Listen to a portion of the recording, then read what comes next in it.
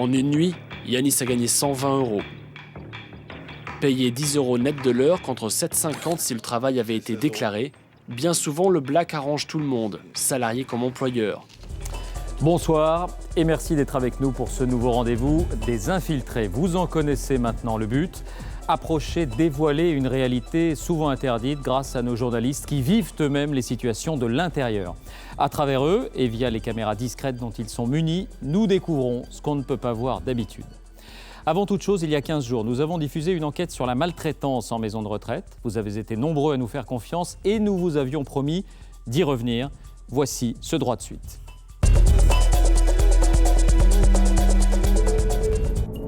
Pour enquêter sur la maltraitance dans les maisons de retraite, notre journaliste s'était infiltré dans l'une d'entre elles. Équipée d'une caméra cachée, elle a filmé le quotidien d'un établissement public. Isolés, mal soignés, les résidents y étaient aussi parfois maltraités. Vous me faites mal, hein? Eh ben vous avez qu'à l'aider et faire ce qu'on vous dit. Manque de personnel, manque de qualification, les employés semblaient largement dépassés. Malheureusement, on est un peu contraint de faire les toilettes comme des robots, quoi. Parce qu'on ne peut pas... Bon, quand on est 3, ça va, mais quand on est 2 pour 36 résidents, c'est impossible, quoi. Dans cette maison de retraite, les personnes âgées y étaient presque oubliées. Je vois personne de la journée. À part pour le déjeuner, il y a 4 heures. Personne. C'est pas vivre ici, hein. C'est survivre. Et encore, c'est croupir. Dès le lendemain de la diffusion de ce document, Valérie Létard, ministre de la Solidarité, se rend dans l'établissement en question situé en Seine-et-Marne et annonce immédiatement l'ouverture d'une enquête. Je demande une enquête parce qu'il y a des images et des situations inacceptables. Nous fermons chaque année 100 établissements. Nous mettons à pied chaque année un certain nombre de professionnels pour ces raisons. Ce que je veux dire, c'est que chaque année, on prend les mesures nécessaires avec nos services suite à des signalements qui nous sont faits régulièrement ou suite à des enquêtes qui sont menées par les professionnels des DAS. Mais pour le personnel, ce sont les conditions de travail qui sont en cause. Je pense que les personnes qui ont fait cette maltraitance sont peut-être en difficulté ou peut-être pas à leur place, effectivement. Mais je pense que ce n'est pas en les jetant qu'on va améliorer les choses. Sur place, les proches des personnes âgées s'indignent d'une telle situation. Cette histoire m'interpelle. J'ai besoin de savoir exactement, plus précisément certaines choses. Oui, bien sûr. Vous êtes inquiète ? Un peu. À ce jour, 2 enquêtes sont ouvertes. L'une judiciaire pour des faits de maltraitance, l'autre administrative portant sur le fonctionnement même de l'établissement. Par ailleurs, une cellule de recrutement vient d'être mise en place. 32 postes sont à pourvoir. Mais pour certains professionnels du secteur, la situation de cette maison de retraite n'est qu'un exemple parmi d'autres. Ce qui est inacceptable, c'est de faire croire que ce sont des personnels, que c'est un cadre soignant, que c'est un directeur qui est responsable de ça. La responsabilité, elle vient de ce qu'est la honte de notre pays, c'est le manque d'attention à l'égard de nos aînés fragilisés. Ce que je peux vous dire... Pour pallier le manque de personnel, la ministre Valérie Létard promet 400 000 embauches d'ici 2015 dans nos maisons de retraite.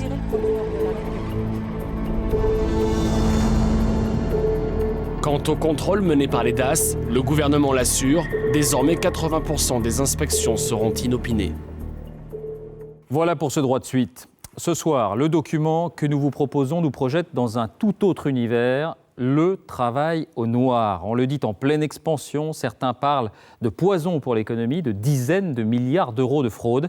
Alors le travail au noir, on en entend parler, on l'a croisé parfois, mais il reste invisible. Quelles sont les pratiques, les arrangements, les rapports avec les employeurs ? Pour le découvrir, ce n'est pas un, mais 3 journalistes qui se sont infiltrés dans des entreprises, du bâtiment, de la restauration ou de la sécurité. Ils ont travaillé, ils ont regardé, ils ont écouté. C'est un monde parallèle qu'ils ont exploré. Je vous présenterai tout à l'heure ceux qui sont autour de moi et qui auront à répondre. D'abord, ma vie au noir. Voici l'enquête des infiltrés.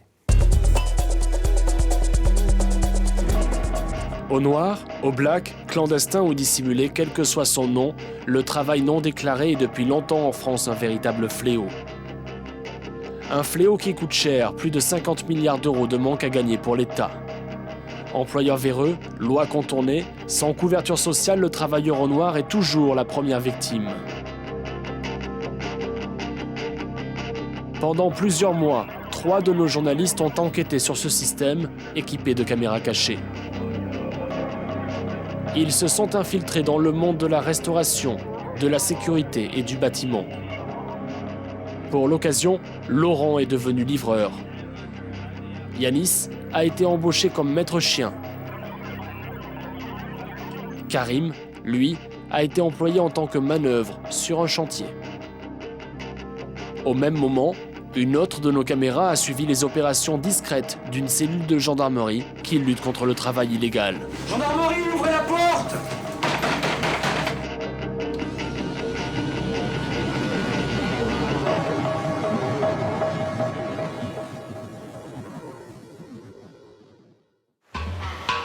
Banlieue nord de Paris.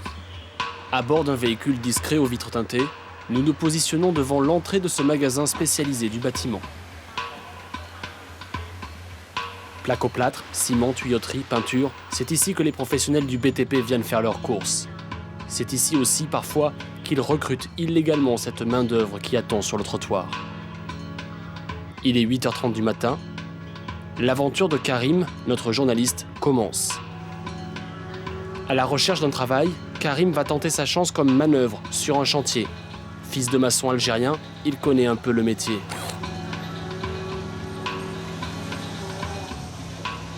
Ce matin, dans la peau d'un manœuvre, notre infiltré n'est pas le premier sur le trottoir. Avant lui, des hommes débarqués à l'aube marquent déjà leur territoire.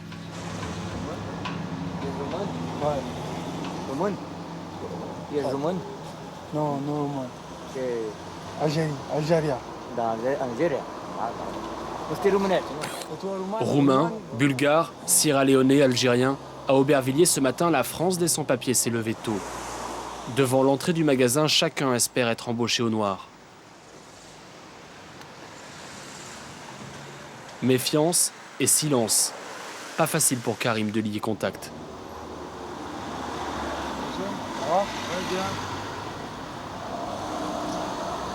Vous êtes là depuis longtemps, non? Hein? Vous êtes là depuis longtemps? 7h30. 7h30. Chacun pour soi, chacun sa chance. D'un côté, les Roumains et les Bulgares. De l'autre, des travailleurs venus d'Afrique noire et du Maghreb. 2 heures après être arrivé, un premier employeur s'avance. Bonjour. Bonjour. Je veux faire le carrelage. Manœuvre. Ah, manœuvre. Carrelage. Pas de chance. Parmi ces travailleurs, certains ont de l'expérience, d'autres improvisent.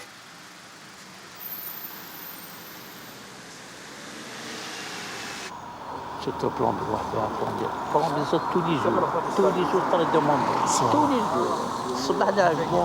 Combien tu demandes la journée? Combien de monde la journée? Elle demande jusqu'à 14 ans, 100 euros. L'électricien? L'électricien kiff 14, 90. Putain.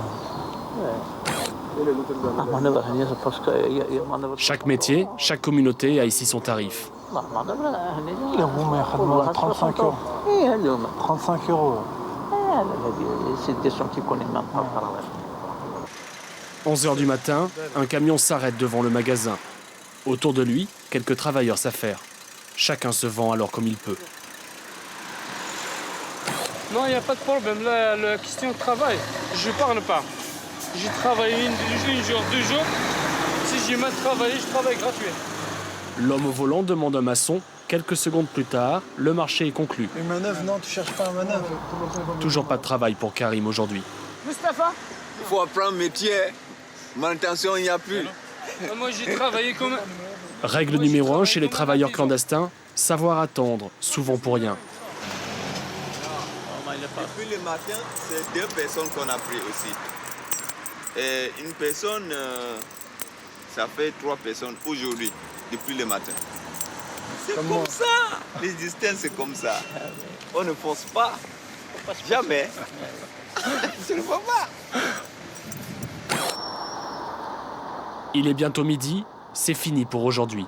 Karim ne travaillera pas. Les patrons ne passent que le matin. Je vais attendre jusqu'à midi. S'il n'y a rien à midi, je vais rentrer. Et demain, je viens à 7h. 7h moins quart ou 7h? 7h moins quart. D'accord.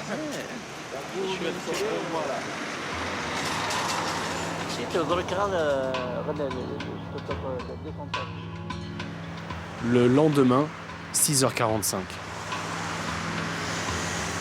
Comme hier, comme demain, les mêmes sont là. Pour Karim, la journée commence un peu mieux. À peine arrivé, une voiture s'arrête à son niveau. Moi, je suis manœuvre. Pas besoin, non. Chercher un maçon, un électricien? Oui, maçon, mais pas aujourd'hui, c'est demain. Ah, demain. De l'autre côté du trottoir, Karim retrouve son acolyte de la veille. Il s'appelle Guy. Si Dieu y veut, j'espère aujourd'hui. Lui, ça fait 2 ans qu'il fait le trottoir. Les astuces pour trouver du travail, il les connaît toutes. Ah, ça... j'ai compris ma leçon hier. Une demi-heure plus tard, sur le parking du magasin, une voiture attend portière ouverte. Guy a été appelé par le conducteur avant de dire à Karim de le rejoindre.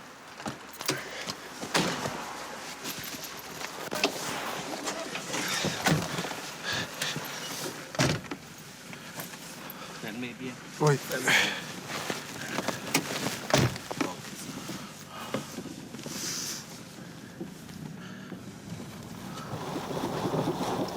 Quelle origine? Oui. Quel pays? Algérie.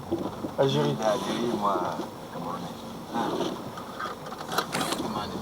À peine sorti du parking, le chef fixe les horaires et parle salaire.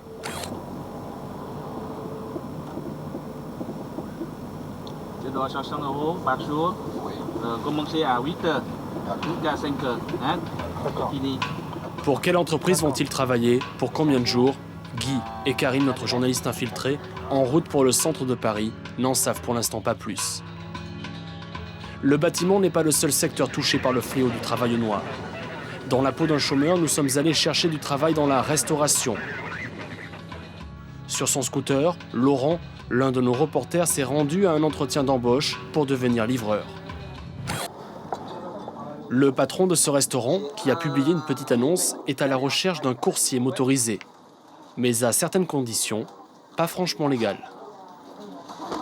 Si je te déclare, je pose une question, si je te déclare comme employé ponctuel, c'est-à-dire que tu es employé chez moi, mais tu bosses quand j'ai besoin, ça peut être une fois par mois, est-ce que ça nuit à tes droits?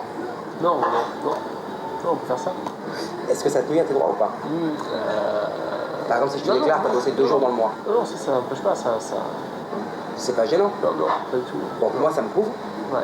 Toi, tu es officiellement chez moi, tu peux te faire arrêter par la je suis livreur, je travaille chez t'es en règle. Ouais. T'as un accident, n'importe quoi, parce que là, t'es gentil, tout va bien, mais si maintenant t'es pas déclaré et que t'as une couille, que Dieu préserve, t'as un accident grave, n'importe quoi, qui est-ce qui va t'emmerder? C'est moi.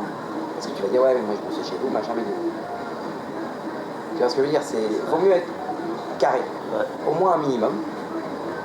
Je te déclare en gros, à la fin du mois, on dit, ok, bon, je te déclare, je sais pas moi, 8 heures dans le mois, t'as bossé 2 jours pour moi, par exemple, je te fais une fiche de paie avec un petit truc et le reste comme ça. Autre condition pour obtenir ce boulot, être polyvalent. Sans attendre, notre journaliste est mis à l'épreuve. Premier exercice, apprendre à faire la sauce fétiche du restaurant. Ça va? Ça se passe bien? Ça va. Franchement, c'est détente. Si tu respectes les règles qu'ils te donnent au début, t'es détente. D'accord. Bon, là, je suis en train de faire une mayo ketchup, je sais pas quoi, là. D'accord? D'accord. Les gens aiment ça. Ouais. Non, je sais pas, moi, je sais pas. Mayo ketchup, c'est pas mal. C'est le barbecue, quoi, non? Oui, on peut appeler ça comme ça, si tu veux. Mais je sais pas, les gens, ça les fait kiffer, ils se prennent des mairies, donc pourquoi pas. Donc c'est un héros, on fait ce qu'on fait. Ouais, ça te va comme ça ou tu veux un peu plus? Ou t'en veux plus, quoi? Ouais, largement, on a pour 2 mois, là. En quantité, ouais, maintenant il faut que ça soit un peu plus rouge. Non, mais j'imagine, mais il va venir. Voilà, c'est bon. C'est bon. Merci. Il est bientôt midi, l'heure des livraisons approche. Dernière consigne avant de partir. Le fond de caisse, ici il y a 15 €. 8, 10, 12, 13, 14, vérifie en même temps. 14, 14,60 plus 40 centimes, 15. D'accord. Ça c'est ton fond de caisse. D'accord. Où tu veux le mettre? Ah bah dans mon portefeuille. Où tu... Non, pas dans ton portefeuille. Dans ma poche, dans ta poche, où tu veux. Dans ma poche. D'accord? Vas-y. Cette poche-là où tu mets l'argent, vide-la d'autres conneries ou d'argent ou de conneries. Voilà, il n'y a plus que ça. Mets ça où tu veux, mais au moins il y a ça. Tac. À la fin du service, pareil, je commande, c'est logique. À part l'oseille que tu vas devoir me donner des commandes, je veux mes 15 € de fonds de caisse. T'as perdu de l'oseille, je m'en fous. C'est ton problème, c'est pas le mien. Tu vas tirer de l'argent s'il faut. Au téléphone, le premier client de la journée. Laurent, notre infiltré, doit partir le livrer. Sur son propre scooter, notre journaliste effectue 4 à 5 livraisons par service. Trafic dense, en cas d'embouteillage, pas une minute n'est à perdre. Bonjour. Bonjour monsieur. Vous avez commandé Ouais. 22,80. Ouais. Vous posez les boissons là, ça ici. L'essence, l'assurance, l'entretien du scooter, beaucoup de frais sont à la charge de notre infiltré. Le salaire, 30 € par service, soit 7,50 € de l'heure. Ah, ça fait 26,50 €. Super. Si, au revoir.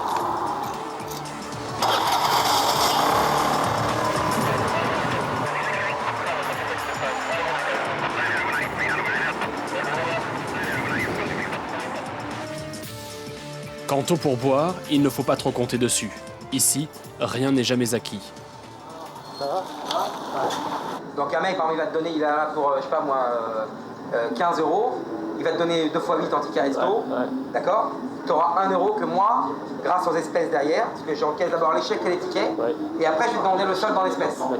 Et le reste, tu vas te le garder en police.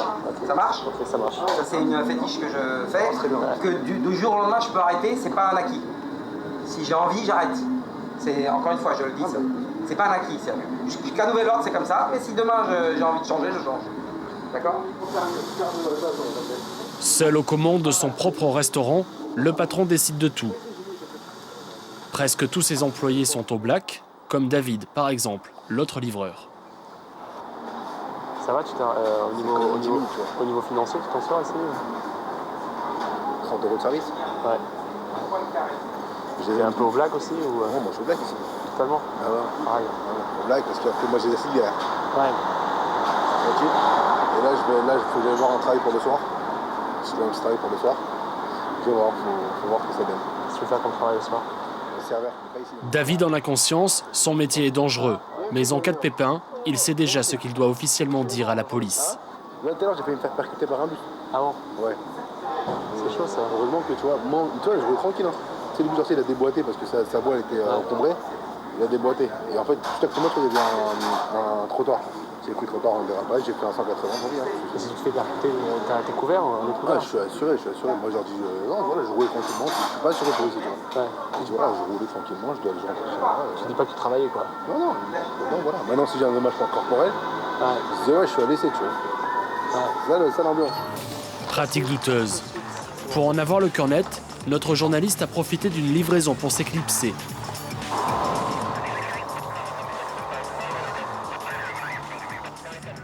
« 30 minutes plus tard, Laurent décide de faire croire à son patron qu'il vient d'avoir un accident de scooter. La réaction de son employeur est édifiante. Oh merde. Voilà. Non, je suis tombé tout seul en fait. J'ai pilé derrière un bus et je suis tombé. Ah putain. Après la livraison, c'est ça? Juste après la livraison, ouais. Bon. Eh ben écoute, qu'est-ce que je fais Tu te baladais là, hein? Comment?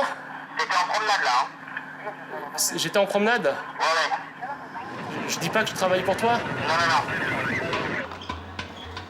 Démonstration accablante. C'est la dure loi du travail au noir. En cas d'accident, l'employeur est bien souvent aux abonnés absents. Dans un autre arrondissement de Paris, Karim, notre journaliste infiltré, est toujours avec Guy, le travailleur africain, en voiture avec leur patron.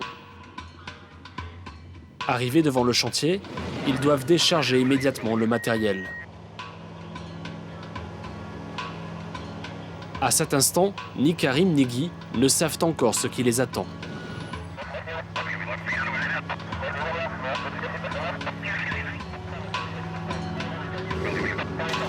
Ce que découvre alors notre journaliste est stupéfiant. Le chantier en question appartient à la mairie de Paris, c'est un chantier public. Karim et Guy ont été embauchés au noir pour rénover une école primaire. À l'intérieur, tout est en travaux.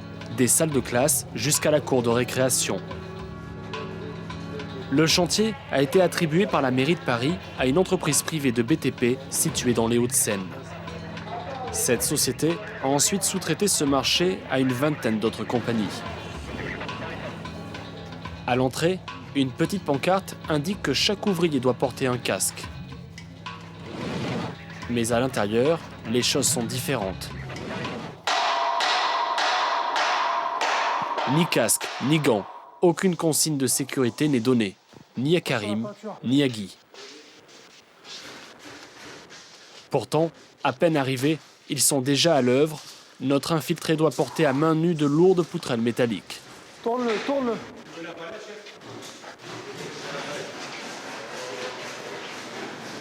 Tourne-le, tourne, non, tourne-le de l'autre côté. Pour 60 € la journée, Karim doit déplacer des poutres qui serviront ensuite à fixer la rambarde de sécurité d'un escalier de l'école.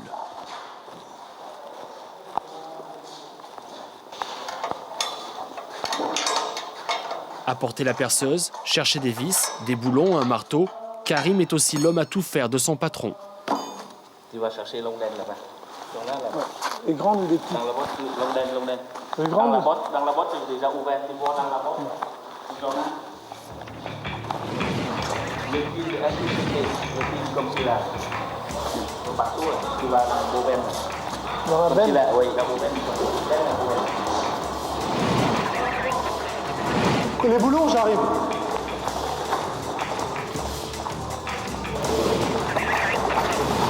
Tiens, chef. Je la pose, hein. J'arrive.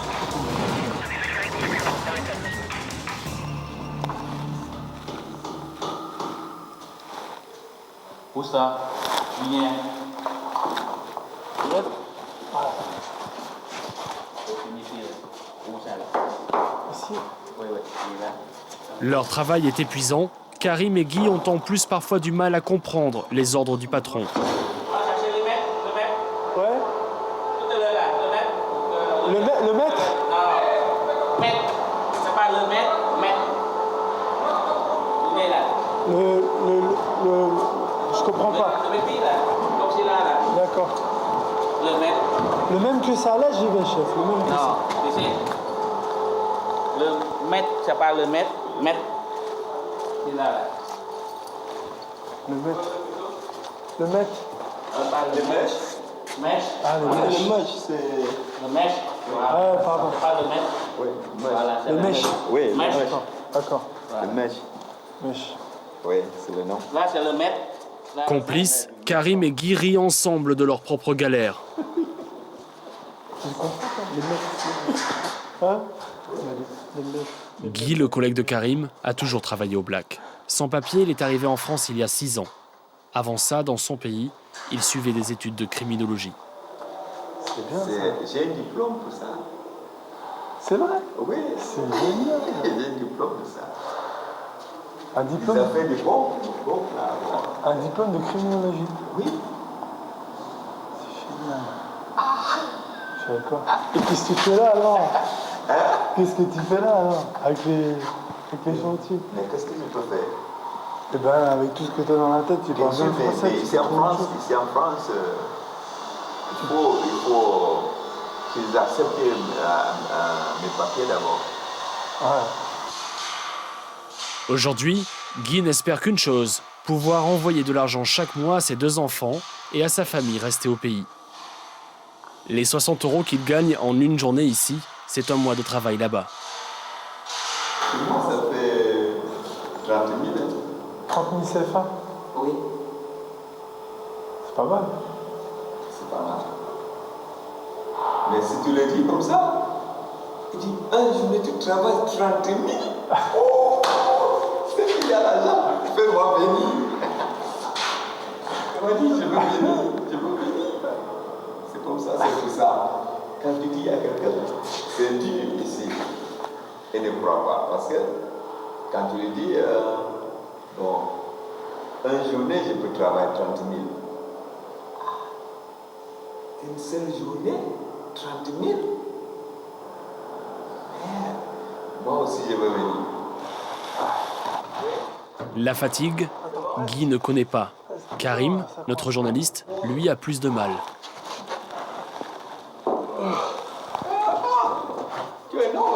Ah oui, tu es là, mais pourquoi tu... Quel âge est toi? 25. Oh là là, tu sais combien je suis? Quel âge? 47 ans, moi. Oh, bah oui, combien oui? 32. Hein? 32. 32. Et tu es plus jeune que nous. Moi, 47 ans, moi. Hein? Les outils. Oui, je rassemble tout. 18h. Après 9 heures de travail, Karim ressort épuisé de sa première journée d'ouvrier au noir.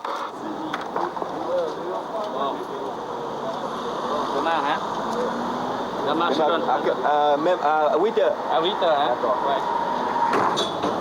D'accord. À demain, chef. Avant de partir, Guy tient à donner 1 ou 2 conseils à Karim. Selon lui, notre infiltré se plaint trop. Parole de travailleur clandestin. Attends, je te dis quelque chose qui est très très important. Quand tu travailles avec un chef, ne dis jamais que c'est très dur. Ne dis jamais que tu es fatigué. Et dis, si tu es fatigué, tu dis non, ça va un peu. Ne dis jamais que je suis déjà fatigué. Jamais. C'est un secret que je t'ai dit. C'est malin, toi. Ah, je te dis la vérité, c'est le conseil. Ne dis jamais au patron que oh, je suis fatigué. Si tu es fatigué, rentre chez toi. Je te dis, oui, c'est le secret. C'est l'expérience. À demain. Ok. À demain, je t'appelle. Bon courage. Le travail au noir, un fléau contre lequel les services de l'État tentent de lutter. Roanne, dans la région de Saint-Étienne, brigade de gendarmerie. Au programme de la journée, une vaste opération. Pour l'occasion, 40 militaires sont mobilisés. Bonjour à tous. Donc, ce matin, on va agir sur la commune de Lantigny, sur un lotissement privé qui s'appelle. Donc, actuellement, il y a 18 pavillons qui sont en cours de construction. Ce qui vous concerne, vous connaissez, donc contrôle d'identité, donc pièce d'identité. Si vous trouvez ce genre de documents sur des personnes, donc sachez qu'ils n'ont pas le droit de travailler. Donc, en l'occurrence, là, on a déjà une infraction donc, au travail dissimulé. Le chef d'enquête le rappelle, une simple demande de statut de réfugié ne permet pas de travailler sur le sol français. Alors attention, une petite précision, quand vous allez arriver, donc les enquêteurs se stationneront donc, le long de la route. Les véhicules donc, du cordon de sécurité, vous mettez bien aussi le long du lotissement ici, hein, parce qu'il y a les engins qui circulent quand même à l'intérieur. On n'aille pas chercher l'accrochage ni l'accident, encore moins l'incident. Hein, et donc tout devrait bien se passer. Le dispositif est précis. Les gendarmes le savent, le BTP est un secteur largement touché par le travail illicite. Pour éviter de voir s'enfuir des ouvriers, plusieurs unités mobiles ont déjà bouclé le périmètre. Sur place, une dizaine d'ouvriers est déjà à l'œuvre.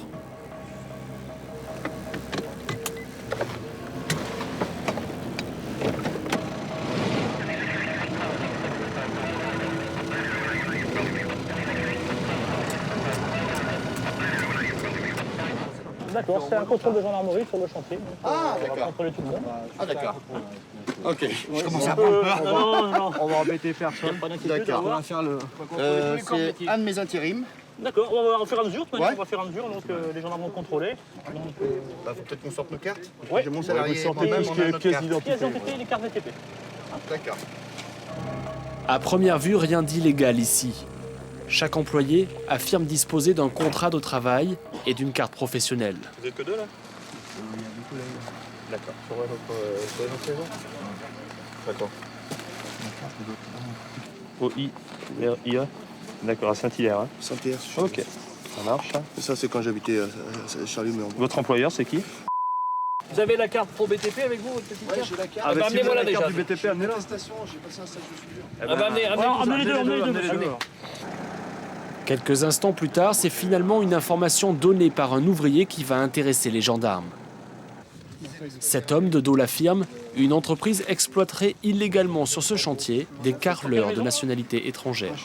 Oui, il reste les maisons d'en haut. Les maisons qui sont en haut, ils ont fait les carrelages, tout ça. Il y a encore du carrelage à faire. Quelle entreprise, vous avez pas vu? C'est pas les gens qui sont... Il n'y a pas de nom. Il n'y a pas de nom sur les camions? Et combien c'était à peu près là? 3, 4? Ouais. Quel jour à peu près vous avez vu ça? Toute la semaine ou... Pas de chance pour les gendarmes. Les ouvriers en question sont absents.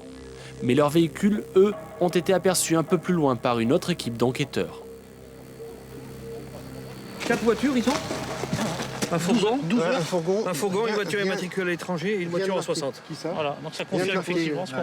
Ils sont pas là aujourd'hui. Ils sont pas là aujourd'hui, donc on n'a pas de chance. On n'a pas de cul. Mais bon, c'est partie remise. Hein. Et éventuellement cet après-midi, on peut faire une surveillance en baladant.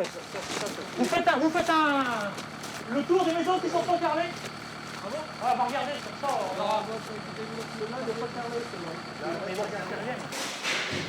Très vite, les gendarmes découvrent à l'intérieur des pavillons des outils de travail et des affaires laissés par les ouvriers suspectés.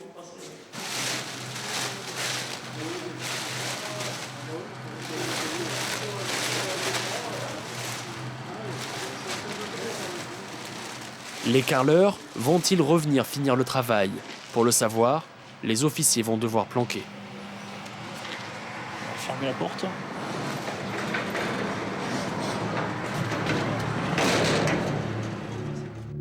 Plus tard dans l'après-midi, le chef d'enquête revient sur les lieux, mais en civil cette fois.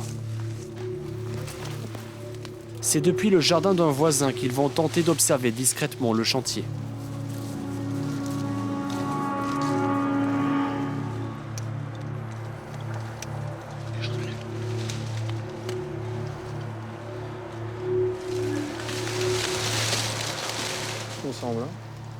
En face d'eux, deux tractopelles, quelques personnes, mais toujours pas de carreleurs. Malgré tout, l'enquêteur semble garder confiance. On sait que les gens vont revenir, donc le matériel qui restait sur place, les vêtements, donc on a une grande chance de pouvoir procéder à un contrôle et que ça aboutisse. Et s'ils ne reviennent pas? S'ils reviendront. Il leur aura fallu un mois de planque pour que finalement 3 carreleurs, un Français et 2 Turcs, soient interpellés. Considérés comme victimes, les employés, eux, ne risquent rien. Leur employeur, gérant d'une entreprise de maçonnerie, lui risque 3 ans d'emprisonnement et 45 000 € d'amende. 7h30, c'est le 5e jour infiltré de Karim. Dernier préparatif technique avant de partir. La journée va être longue.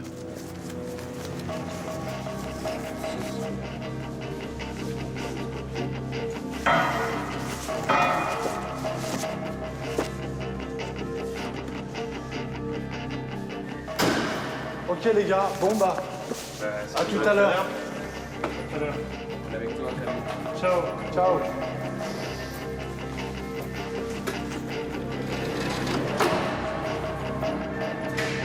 Travailler au noir, c'est ne pas avoir de couverture sociale. Le drame en cas d'accident. Le danger, Karim le côtoie au quotidien sur le chantier. Comme sur cet échafaudage improvisé dans l'escalier de l'école.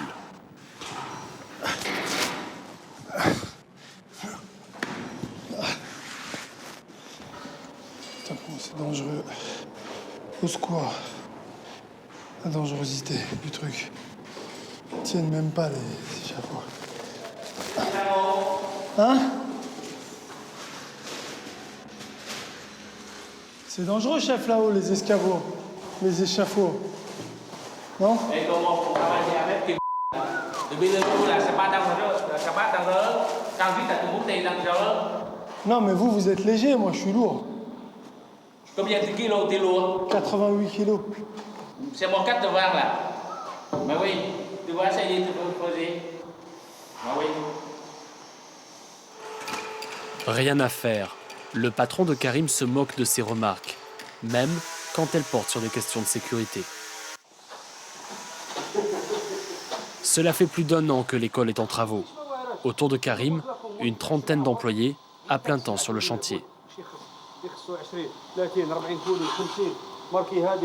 Visiblement, la plupart est déclarée. Ça va, un Xal quand même déclaré. Un Xal au moins t'es déclaré. Bah oui. Ouais. Mais même pas déclaré. Je me suis rentré un clou rouillé là, la semaine dernière. Non, t'es même pas déclaré. Non. Mais pourquoi? Je sais pas, il me prend comme ça quoi. La journée, manœuvre. Avec qui? Avec le petit chinois. C'est pas déclaré? Ouais. Faut pas travailler.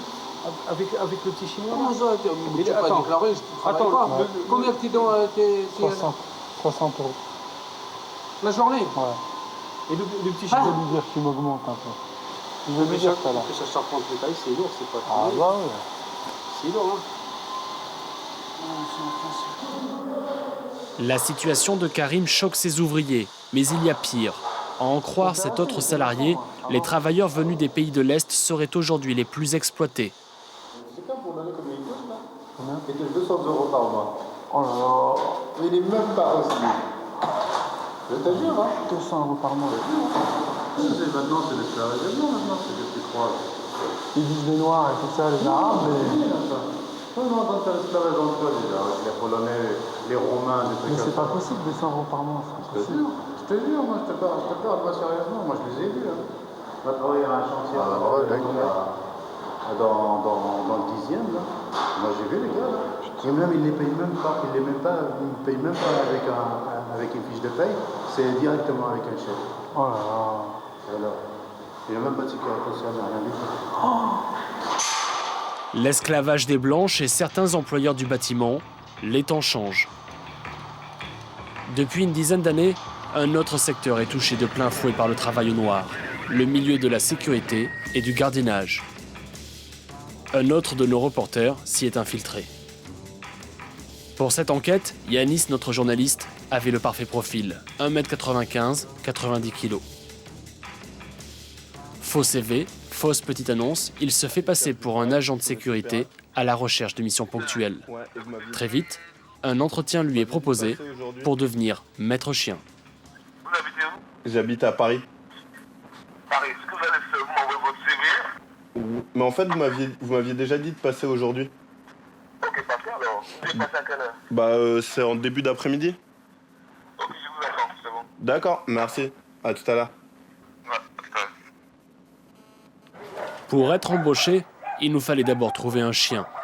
Avec la complicité d'un refuge, nous avons trouvé le canin idéal.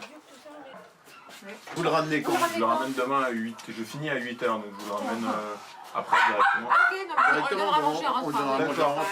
Ce sympathique bosseron a déjà fait du gardiennage. Il s'appelle Rigolo.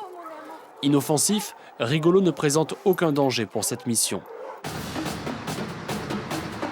Ce soir, l'uniforme de maître chien est de rigueur. Dans cette nouvelle peau, Yanis et son chien muselé se rendent au rendez-vous. L'entreprise de sécurité est située au nord de Paris, en face de Yanis, son directeur.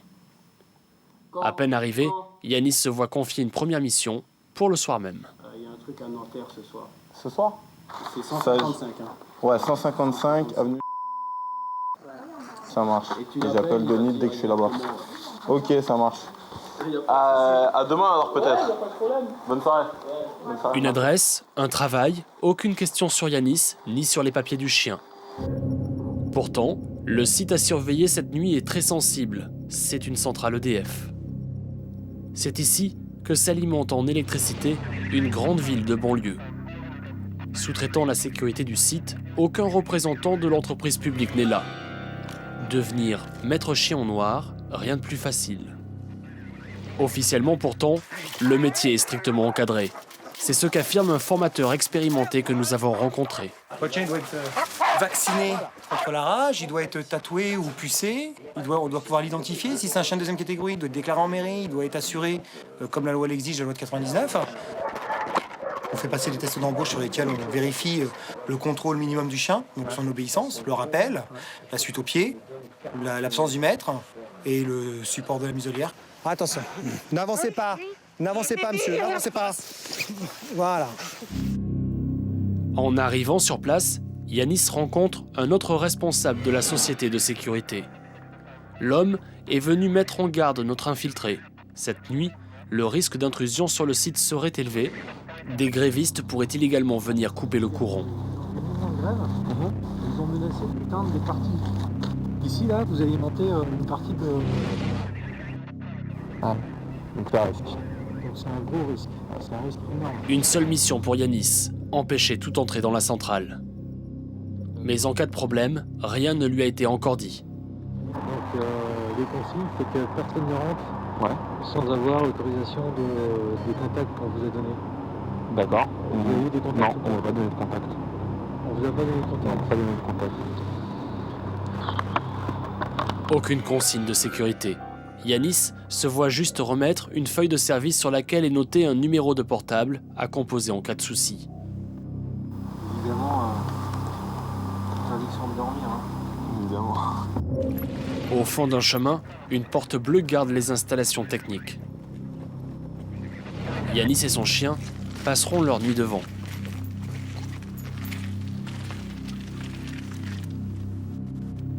Une nuit calme, aucune intrusion. Au terme de 12 heures de surveillance, rien à signaler. Au petit matin, Yanis, sur le point de quitter son poste, croise la relève, un salarié d'EDF. Bonjour monsieur.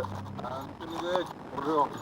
Kayak. Bah, t'as aidé la nuit? C'est très bien, il n'y a eu aucun problème, Il y a personne. Bon, d'accord. Aucun souci. Impeccable, alors, mission accomplie. Mission accomplie. Pas de contrat de travail, pas de couverture sociale, aucun contrôle sur le chien de sécurité. Pour le formateur, ces manquements seraient une habitude dans les milieux de la sécurité. Il faudrait vraiment quand même faire attention à qui on met sur un site. Je veux dire, il faut quand même savoir qui c'est, s'il a un casier, si... il y a un certain nombre de choses qui sont vérifiées normalement, que l'employeur doit vérifier. En une nuit, Yanis a gagné 120 €. Payé 10 € net de l'heure contre 7,50 si le travail avait été déclaré, bien souvent le black arrange tout le monde, salarié comme employeur. 2 jours après avoir travaillé, Yanis est allé récupérer sa paye, ambiance plutôt décontractée. 6, Yanis devrait c'est 4 €. Le 4-6 devrait être 4 €. T'inquiète, d'accord? Ça marche, pas de problème. Je te dois tes 4 €. Ça marche, merci. Je te dois tes 4 €. Ouais, pas de ça. Je marque ça là. Je te dois 4 €. Hein. Ça marche, ça roule, il n'y a pas de problème. Ok. Au revoir. Je te remercie. Merci, bonne journée. Ciao.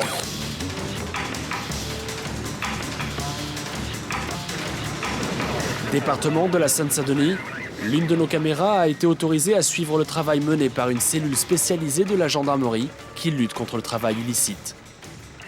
Ce matin, un imposant convoi se dirige vers la ville de Pantin. C'est là que l'opération va avoir lieu. Troublante coïncidence, en chemin, les gendarmes passent devant un magasin destiné aux professionnels du BTP. Sur le trottoir, des dizaines de travailleurs clandestins sont là et attendent un travail. Une présence contre laquelle les militaires disent ne pouvoir rien faire. Le problème, c'est que comme ils ne travaillent pas ici, on ne peut pas les poursuivre sur l'ensemble du départ. On peut rester dans le 93, mais on ne peut pas aller au-delà. S'ils vont sur Paris, on change de TGI ensuite. Et là aussi, il faudra qu'un jour le problème soit traité. La procédure est lourde et complexe, pas facile de mettre fin au fléau. Arrivés sur zone, les équipes se mettent en place, discrètement. Objectif, contrôler 4 ateliers de confection. Laissez passer les GR, sérieux.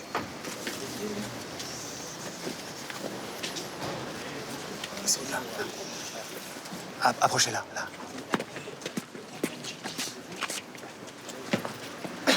Deuxième objectif, c'est qui?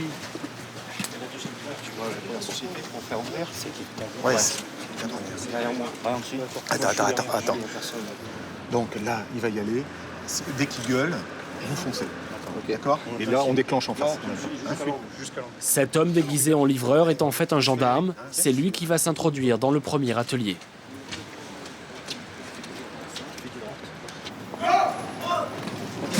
Ok, ça investit. On y va. À son signal, une première unité investit le lieu. Une autre se rend dans le deuxième atelier. Allez, on monte. Au premier étage, à droite.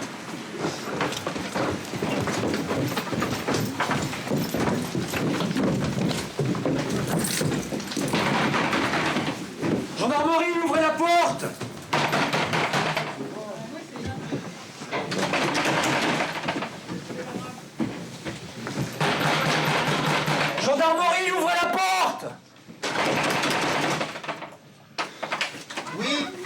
gendarmerie. Bonjour monsieur. Oui. Ici. Il y a du monde avec vous là-dedans? Pas de laisse. Pardon? Tu viens ici là. Ok. Les gars. Vas-y. Allez.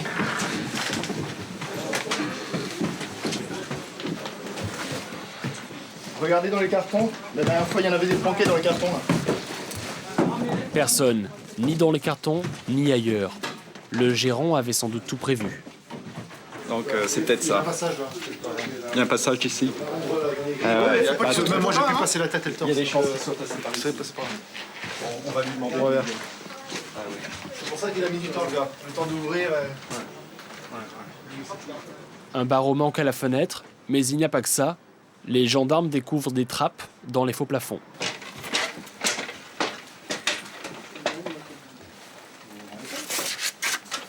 Vas-y.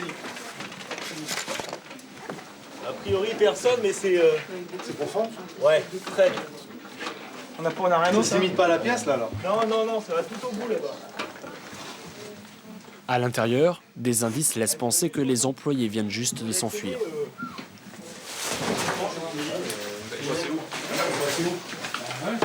Ils sont passés où? C'est ça le problème. S'ils sont chauds, ça veut dire qu'il y a du talent. Apparemment, quelques minutes plus tôt, plusieurs personnes travaillaient ici dans ce bâtiment insalubre. Comment tu fais pour disparaître? Oui, mais là. C'est avec nous, Robert. Oui, non mais pourquoi? Expliquez-moi, pourquoi les machines sont chaudes alors que personne n'est là? C'est chaud, c'est madame. C'est madame à travailler, tu sais? Ça là-bas, il n'a pas place. Pas de flagrant délit, rien à signaler pour les gendarmes. Cela ne fait plus aucun doute. Les enquêteurs se sont fait repérer. En voici la preuve, ce moniteur de vidéosurveillance posé sur la table.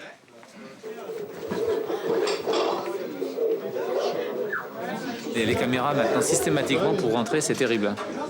C'est très difficile de saisir maintenant. C'est vrai, maintenant de plus en plus ils sont équipés avec ça. Tout le monde s'est enfui, ou presque. Dans le 4e atelier, l'un des ouvriers n'a pas eu le temps de s'échapper. Son employeur est inquiété. Les gendarmes, eux, veulent remonter la filière.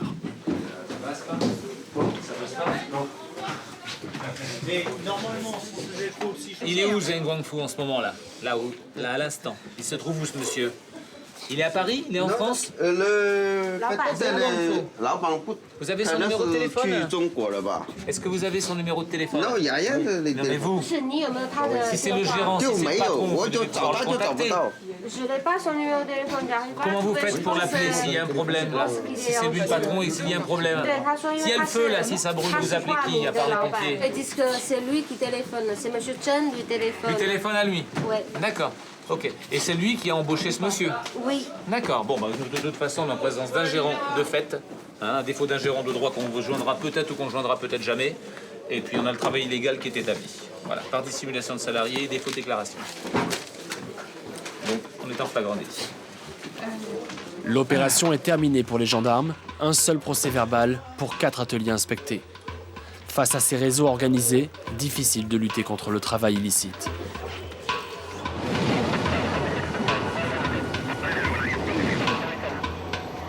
Bonjour monsieur. 7e jour de travail pour Karim. Mal au dos, mal au bras, mal partout. Dur d'être manœuvre dans le bâtiment. Même Guy commence à avoir du mal à se lever le matin.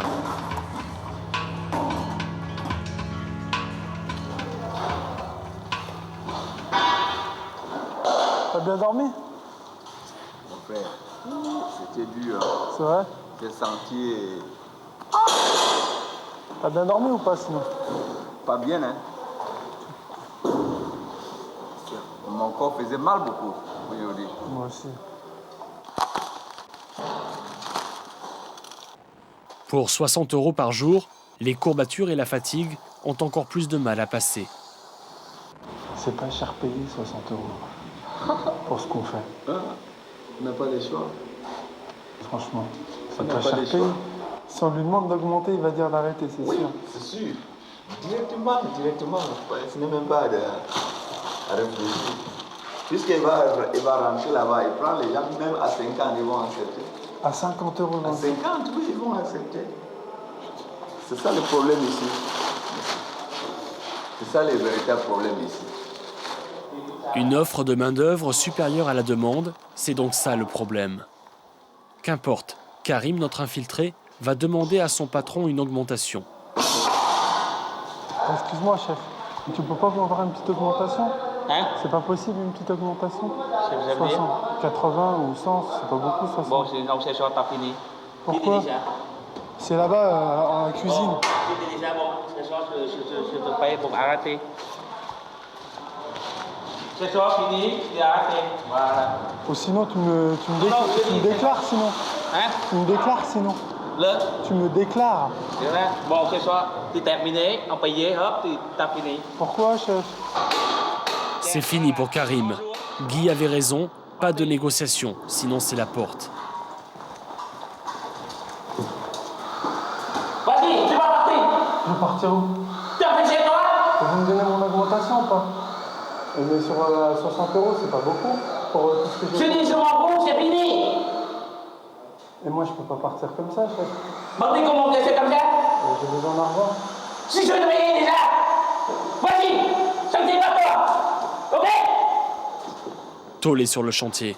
Un maçon prend alors la défense de Karim. Pourquoi vous criez sur lui comme ça là? Non, vous ne comprenez pas. Si ça regarde.